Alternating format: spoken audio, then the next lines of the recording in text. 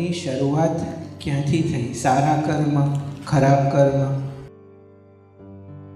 મનુષ્ય જ્યારે આવ્યો એના પહેલાંથી કર્મ હતા કે મનુષ્ય આવ્યા પછી કર્મ બંધાતા થયા? એટલે બુદ્ધિ જાગે છે ને, હું કરું છું, આ ખરાબ કહેવાય ના સારું કહેવાય, ત્યારથી જ કર્મ બંધાવા માંડ્યા. તો મનુષ્ય પહેલાં કેવું, જાનવર હોય તો એ કુદરતી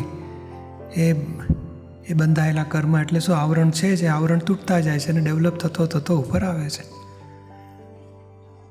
જેમ મનુષ્યમાં આવ્યા પછી એની બુદ્ધિ વધી, સારું ખરાબ ખબર પડી, એટલે ખરાબ ઉપર દ્વેષ કરે છે, સારા ઉપર રાગ કરે છે. રાગ દ્વેષ કરતા ભાવ જાગ્યો, હું જ ચંદુ છું, મેં જ કર્યું, કરતા ભાવથી કર્મ બંધાય છે પછી.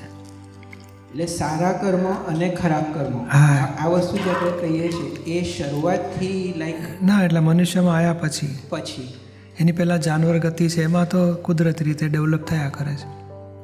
મનુષ્ય આમાં આવ્યા પછી એની બુદ્ધિ તે હિન્દુસ્તાનમાં આવે ને ત્યારે તો ટોપમોસ્ટ થઈ ગયું. ફોરેનમાં 4 ઇંચના ક્રોધ માન માયા લોભ હોય, વધીને 4 ફૂટના થાય, અને હિન્દુસ્તાનમાં તો 40 ફૂટના 7 પેઢીનો લોભ હોય, બાબાનો બાબો, તેનો બાબો, બધાનો હોય. અને અહીંયા તો 18 વર્ષે બાબો, બેબી છોટા. એ ગર્લફ્રેન્ડ સાથે ફરતો હોય તો કે મારો બાબો મેરેજ કરવાનો, ગર્લફ્રેન્ડ છે ને, એ કશી પડી ના હોય મા બાપને.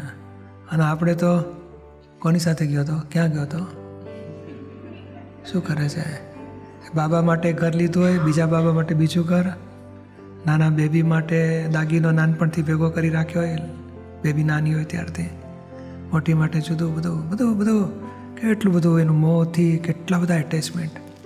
અને વધારે મોહ એટલે વધારે રાગ દ્વેષ, વધારે રાગ દ્વેષ એટલે વધારે ભોગવટા. કર્મય ભારે બંધાય, માણસમાંથી દેવગતિમાં જાય, નરગતિમાં જાય, એટલા ભારે બાંધી શકે. અને બીજા ફોરેનવાળા બધા નાનકડા ધીમે ધીમે ડેવલપ થતાં ઉપર આવે. પુનર્જન્મને સમજે ને ત્યારથી થોડો વધારે આગળ વધ્યો કહેવાય.